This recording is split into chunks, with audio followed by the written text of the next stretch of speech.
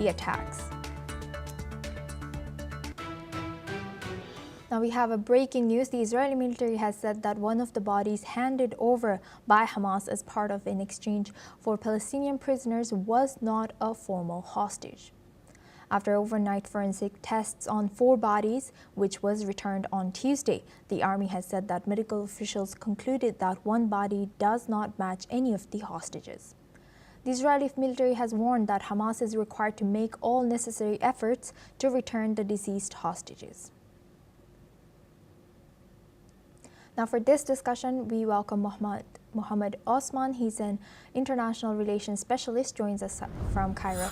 Thank you, Osman, for joining us again. Always pleasure talking to you.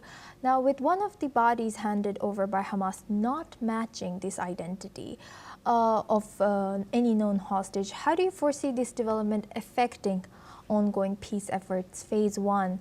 And here I can only assume, but do you think that the bodies of hostages may have been lost or destroyed during this conflict, given the intensity of the situation?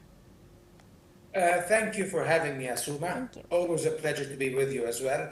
Well, unfortunately, this agreement that has been promulgated with regards to Gaza and Sharm el-Sheikh, or the Trump peace plan, it will inevitably run into certain complications, and certain challenges will arise along the way that might complicate things. However, if there is a genuine will to implement it, especially on the part of the Americans, it will be implemented.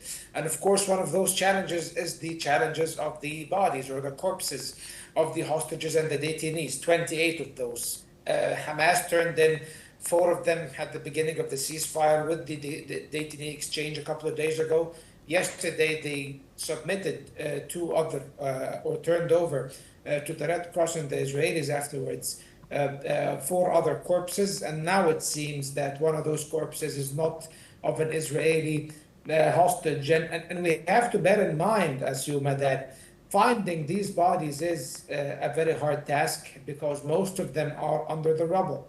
And why are they under the rubble? Because they were killed by Israel's indiscriminate bombing of the Gaza Strip, meaning that Israel, because it activated the Hannibal Doctrine, paid no attention to the lives of its own hostages and captives inside the Gaza Strip, and caused the death of dozens of them, unfortunately, of course, and many of them are civilians, and this is truly unfortunate. The Red Cross said yesterday that it will be very hard to retrieve all the bodies in a timely manner, and some of the bodies might not even be retrieved due to the circumstances of the aftermath of this brutal conflict. And Israel took advantage of what happened yesterday, the delay in the turnover of the 4 corpses, in order to stifle the entry of humanitarian aid into the Gaza Strip. And they even violated the ceasefire by carrying out airstrikes, killing 9 Palestinian civilians yesterday. And afterwards, the bodies were turned over yesterday because, thanks to Egyptian and American mediation, which was very fast in order to resolve this impasse.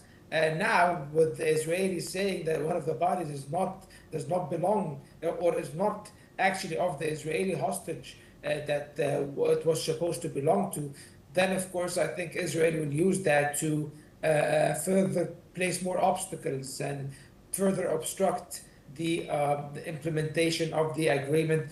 And by the way, the exchange of the corpses is part of phase 1 of the agreement, and phase 1 now is about to end. And phase 2, according to President Trump, has already started. Here in Egypt and Sharm el-Sheikh, the negotiating teams of Hamas, Israel, Egypt, the United States, Turkey, and Qatar are all here discussing the implementation of phase 2 concerning the post-war governance and the disarmament of Hamas and the further withdrawal of the Israeli military. So it will be a very, very hard journey ahead.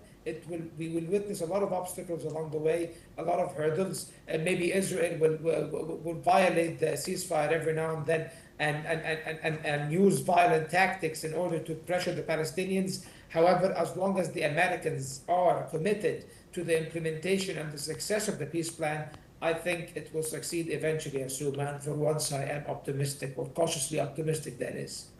Yes, thank you, Mohammed, for sharing that insight. Please stay with us as we come back to you, and now we stay in the region. In Gaza City, residents face severe hardships days after the ceasefire deal. They report no work, no food, no water, and no shelter. Many homes lie in ruins. Families struggle to find safe places to stay. One woman said that she has 36 children and grandchildren with nowhere to go.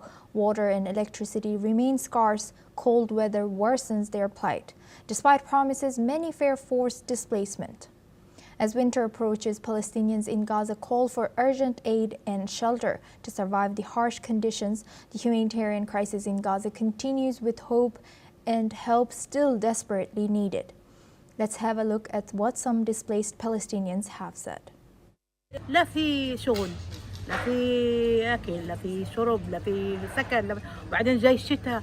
والله العظيم أقول لك قسما بالله ما عندنا الإحرامات، ما عندي وهد، ما عندي ما عنديش حاجة أنا ولا شيء. طلعت داري اتدمرت وضلتني يعني فيش شيء، وهلقيت بنعاني. وين بدنا نسكن؟ وين بدنا نروح؟ إيش بدنا نسوي؟ وإحنا هنا بيجي 36 نفر عندي أنا وأحفادي وكناين وأولادي، مش عارفين وين بدنا نروح وبدنا نيجي. الوضع تعبان ووضعنا مأساوي للغاية، ورحنا على دورنا في حي التفاح، لقينا الدور وفيش دور ولا لنا ماء ولا لنا حاجة. بنصحى الصبح دور لك على شربة ماء نشربها، بدك ناكل طبعا فيش مصاري وفيش حياة نشتغل فيها، مش حياة هذه. وهي اليوم برضه بقول لك انسحابات ما انسحبوش، عم كله كذب هذا. احنا بنروح بطخوا علينا، بدنا نجيب اغراض شوية اغراض لهالشتاء، الجو برد علينا جاي، ما فيش ولا إن أي حاجة ولا إن أي عنيلة. يعني إحنا ما لناش إلا الله، ولا مي ولا كهرباء ولا أي شيء ولا ملتزمات الحياة كلها. يعني إحنا أنا هنا مروح على دار نازلة مش عارف وين أقعد، مش عارف أنا بالضبط أنا وين أقعد، طالع على التوكيل يعني تسهيل ربنا.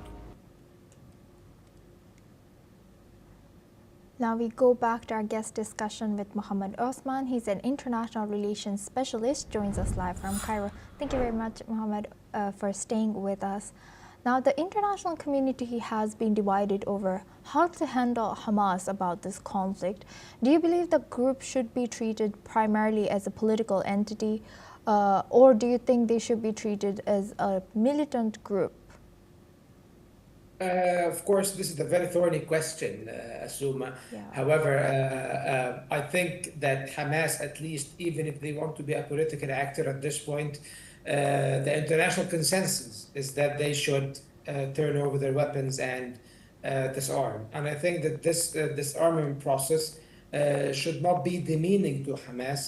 The arms should be turned over to a trusted Arab counterpart or the Palestinian Authority, and not the Israelis, of course.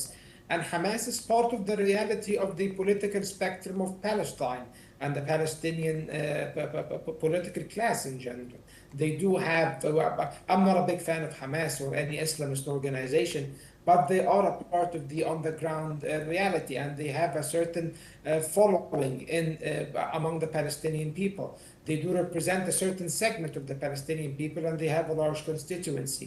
So the idea of completely excluding Hamas from the political process in Palestine, I don't think is feasible or realistic. However, I do understand that there are certain security guarantees that have to be provided for Israel, including the disarmament of Hamas, at least their offensive weapons, and that Hamas should not rule the Gaza Strip as well. And I think that these conditions have been partially, at least, accepted by Hamas. Hamas has agreed not to govern the Gaza Strip anymore and to turn over the Gaza Strip to a transitional committee, which will be tied to the Palestinian Authority. And I think that we are moving forward with this, and the Americans are open to the idea, even though the US plan has provided for imposing some sort of international trusteeship over Gaza in the form of this board of peace.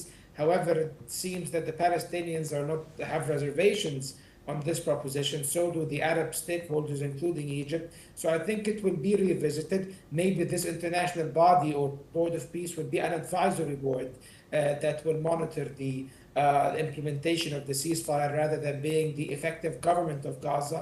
So these are all questions that will be answered in the second phase of the negotiations, and Hamas needs to readjust to these realities. They need to be serious about disarmament and serious about reforming their agenda and openly and accepting the peace process and the two-state solution. I think this will be a good step forward in order to end the demonization of Hamas and effectively integrate them into the Palestinian political process without any fears being emitted to the Israelis that will cause them concern, the Israelis and the Americans. So I think this is very important, because if Hamas does not do that, Israel will use that as a justification, not only to stop the implementation of the deal, but also to relaunch the war against Gaza. We've all heard what President Trump said yesterday. He threatened Hamas that he said that they told him they will disarm, and he said if they do not disarm, he will disarm them swiftly and violently. Of course, this kind of narrative and rhetoric by President Trump does not help.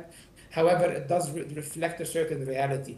Hamas refusing to disarm will cause a continuation of the war. And I think that Hamas will act responsibly in this regards, Asuma. Right. Thank you for sharing that. And also, with the U.S. supporting Israel and some Arab nations maintaining diplomatic ties with Israel, do you see any possibility of a shift in Middle East alliances, especially with the summit that just was held 2 days ago? I wouldn't say shift of alliances, because no Arab country would align itself with Israel at this point. Israel has alienated everyone. The carnage and the devastation they have undertaken and inflicted upon the civilian population of the Palestinian Gaza Strip is unimaginable. They have alienated themselves among the Arab nations, and the Arab nations do not see any benefit at this point of maintaining any strategic partnership or cooperation with the Israeli side. Even Saudi Arabia, who was on its way or on the verge of normalizing relations with Israel and restoring or establishing diplomatic ties, this, of course, this train was completely sidetracked at the moment, or even derailed entirely because of what happened in Gaza. No Arab government in their right mind at this point would deepen their relationship with Israel. And even a country like Egypt. Egypt has had diplomatic relations with Israel since 1979, since the signing of the peace treaty over 40 years ago, maybe even 50. I'm very bad with my arithmetic, so you'll have to forgive me. Even though they have maintained a cold peace for this long, the relationship never went beyond a cold peace, as many political scientists like to call it, because Israel has always, with its actions, alienated Arab players and partners, including the Egyptian part. And when the Gaza war happened, the relationship deteriorated to its lowest point since the signing of the peace treaty. And actually, Egypt and Israel were on the verge of potential conflict due to Israel's behavior in Gaza and their attempts to forcefully displace the Palestinians into Egypt's Sinai Peninsula. So as you can see, Asuma, they have alienated the Arab world. So I do not think that there will be any significant shifts in alliances in the Middle East at this point with regards to Israel, of course. Thank you very much for sharing that, Mohammed. Please stay with us as we come back to you for our next news as well. Now we move on to Europe. NATO Secretary General Mark Rutte has